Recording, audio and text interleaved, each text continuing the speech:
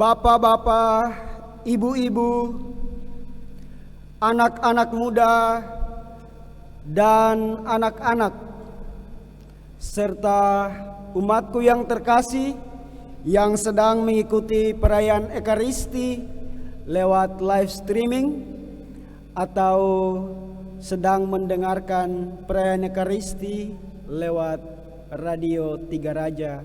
Sekali lagi, selamat pagi.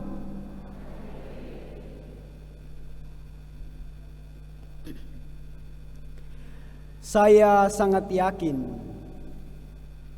setiap manusia atau setiap kita pasti punya teman. Ada teman yang baik, ada teman yang kurang baik, dan pasti ada teman yang lebih tidak baik dari itu. Dan saya mau ceritakan pengalaman saya, perjumpaan saya dengan teman-teman saya. Ada begitu banyak teman, namun dari beberapa teman ada yang begitu menarik untuk saya bagikan untuk kita saat ini. Saya punya seorang teman. Dia adalah seorang yang sudah tua dan pekerjaannya sebagai sopir pribadi dari seorang yang hidupnya berada. Teman saya ini umurnya sudah lebih dari 40 tahun. Saat saya berjumpa dan bercerita dengannya, saya tanya, "Teman, kenapa kau setia sekali sebagai sopir untuk keluarga itu? Gaji besarkah?" Teman saya ini menjawab, "Pastor, gaji tidak besar. Tapi yang menarik bagi saya adalah saya rasa nyaman sekali kerja dengan majikan saya ini. Gaji tidak besar, tapi punya perhatian lebih.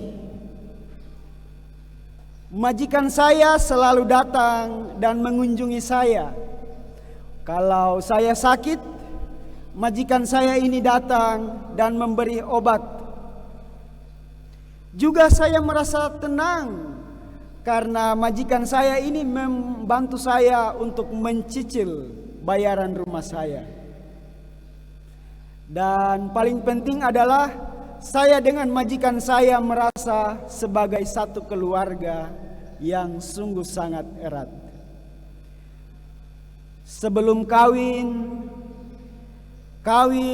bahkan sudah punya cucu, saya tetap setia dengan majikan saya ini. Ini teman yang pertama. Saya juga punya teman yang lain. Dan saya punya teman yang satu ini, dia seorang pegawai.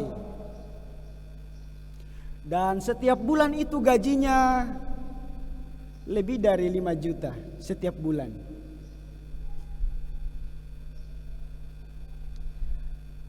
Pembicaraan saya dengan dia terakhir minggu kemarin,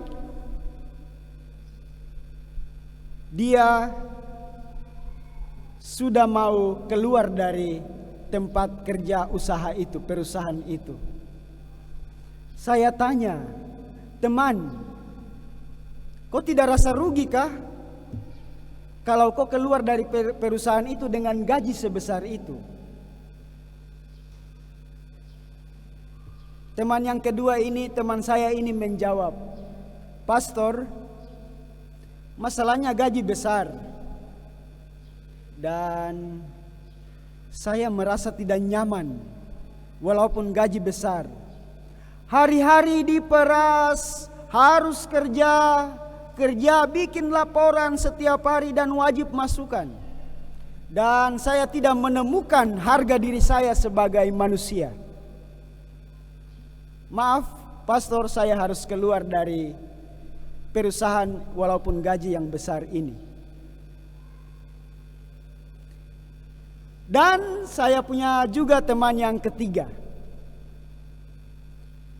Beberapa hari lalu saya baru bertemu dengan dia dan biasa cerita-cerita. Tanya kesehatan, dia juga sehat. Tapi dalam setahun ini dia sudah pindah kerja itu lebih dari 3 kali. Saya tanya, kenapa kau suka pindah-pindah kerja? Pastor, saya suka cari uang yang banyak. Kalau saya kerja di suatu perusahaan ini, bayarannya sekian, tapi ada tawaran yang lebih besar, saya akan pindah. Bayangkan 1 tahun ini sudah 3 kali, lebih dari 3 kali dia pindah kerja. Mama, Bapak, saudara-saudariku yang terkasih, Anda punya teman mungkin model ini. Model yang seperti sopir, ada yang model seperti pegawai yang punya gaji besar, ada yang suka pindah-pindah kerja, atau bahkan diri kita sendiri. Dalam 3 pengalaman ini, saya tarik benang merah dari pengalaman ini. Bisa banyak tafsiran, tapi saya tertarik dengan satu hal ini. Soal kepemimpinan. Teman yang pertama, dia at home sekali, setia sekali. Karena apa? Pemimpin yang begitu perhatian. Pemimpin yang merangkul. Pemimpin yang memberikan kasih yang ia rasakan sendiri. Kalau pengalaman teman yang kedua, tetap soal pemimpin. Tapi pasti ini model pemimpin yang tidak merangkul.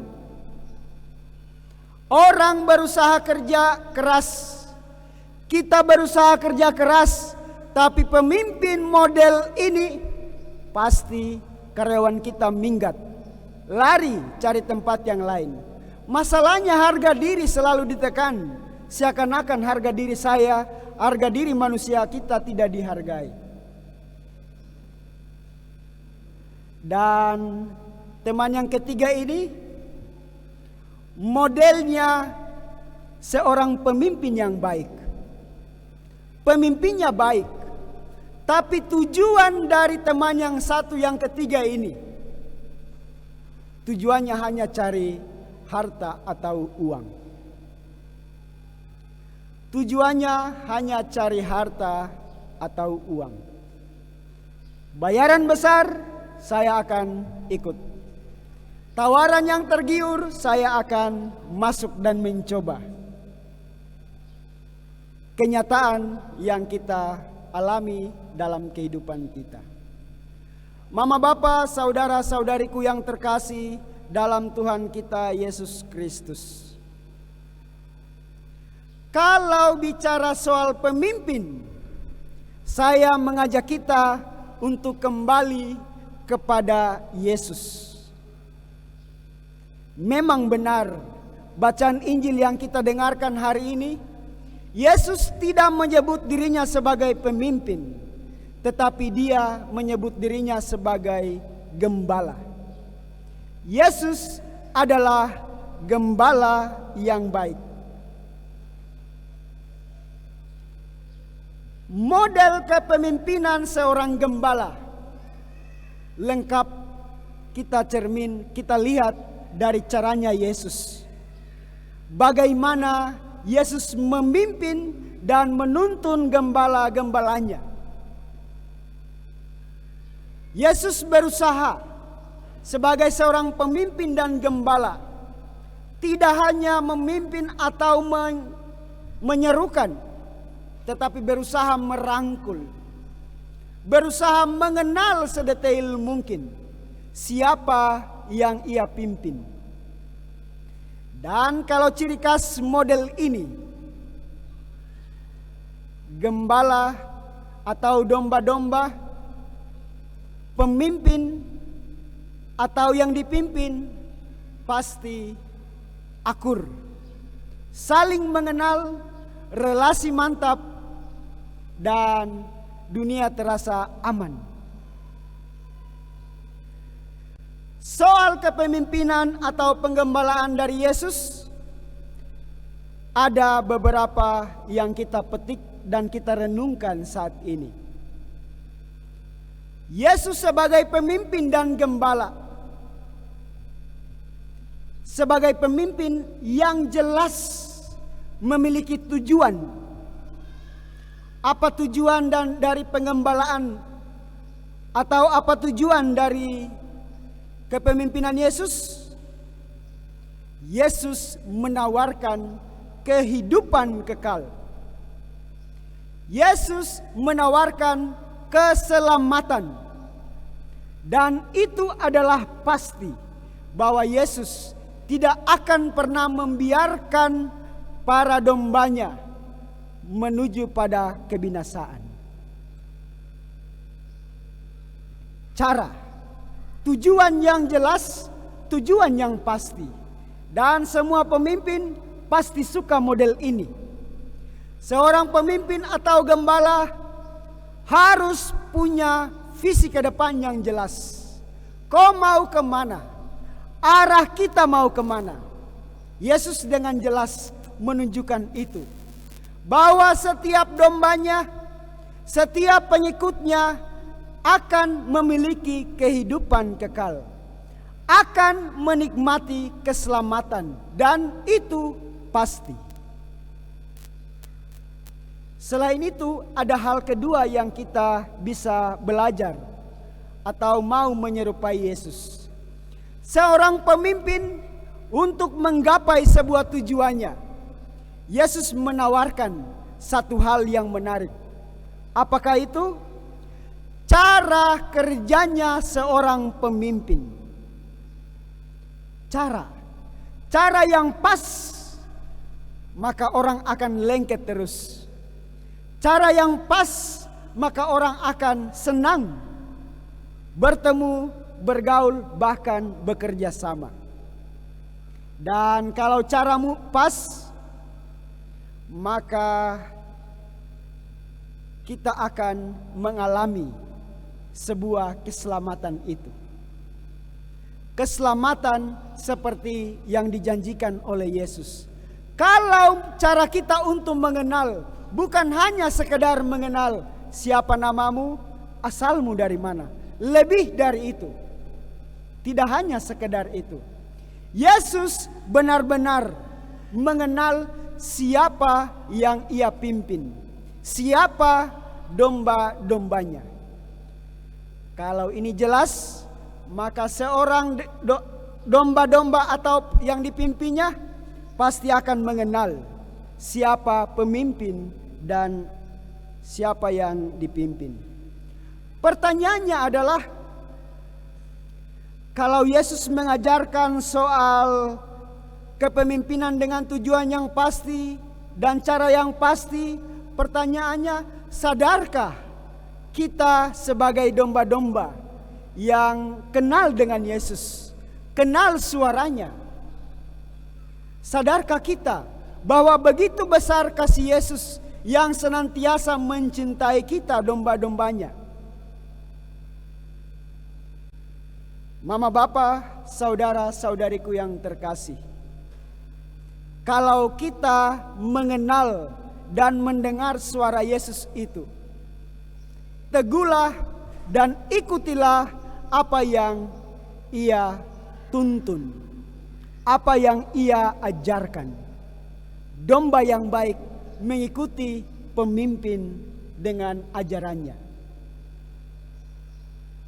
Saudara-saudariku yang terkasih, pemimpin atau domba, kita semua dipanggil dengan tujuan masing-masing. Kebetulan dalam minggu ini, minggu panggilan, maka bagaimana dengan kita yang dipanggil?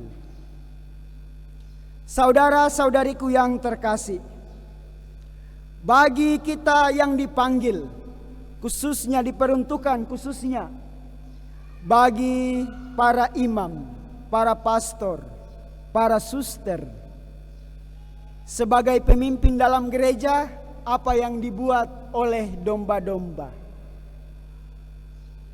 Hanya satu hal yang saya minta, kita berdoa untuk para pemimpin-pemimpin gereja kita. Kita berdoa untuk para petugas pastoral kita, terlebih para imam, suster, biarawan, biarawati. Kita berdoa semoga mereka dalam keterbatasan kemanusiawiannya, ia bisa menjadi pemimpin gembala bagi domba-domba menuju pada Yesus Kristus sendiri. Pesan kedua dalam minggu panggilan ini, kalau kita sebagai domba, mari kita berusaha untuk mendengarkan suara pemimpin atau gembala kita. Terutama kita mendengarkan suara gembala utama kita, Yesus Kristus. Doa dan karya, mohon petunjuk dari gembala pemimpin kita, yakni Yesus Kristus. Dan pastinya kita semua sebagai pemimpin dan gembala dalam kapasitas kita masing-masing, mari kita bercermin dari Sang Gembala Ilahi, Sang Pemimpin Ilahi, Yesus Kristus. Mama, Bapa, engkau adalah pemimpin dan gembala dalam keluargamu bagi anak-anakmu. Bimbing dan tuntun anak-anakmu agar bisa mencapai kebahagiaan, keselamatan dalam kehidupannya. Sebelum menawarkan panggilan untuk anak lain, tawarkanlah panggilan ini untuk anakmu sendiri. Kau mau masuk suster atau pastor, sebagai pemimpin atau gembala, dukunglah, berikanlah yang terbaik untuk kepentingan atau keselamatan anakmu. Dalam hal ini, saya mau menyapa secara khusus anak-anak perempuan atau laki-laki. Anak-anak yang perempuan, pastor tanya, siapa mau jadi suster? Angkat tangan. Tidak ada. Suster tidak ada yang suka ini. Kalau begitu anak laki-laki, pastor mau tanya, siapa yang tidak mau jadi pastor? Angkat kaki. Kaki.